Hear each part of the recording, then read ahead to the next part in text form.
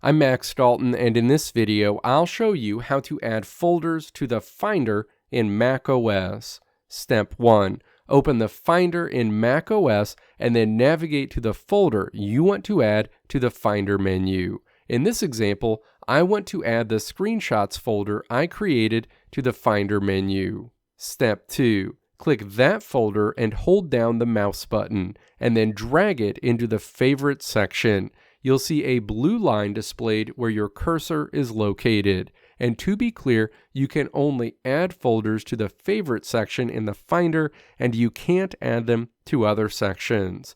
Step 3. Position the blue line at the exact location where you want to add the folder, and then remove your finger from the mouse.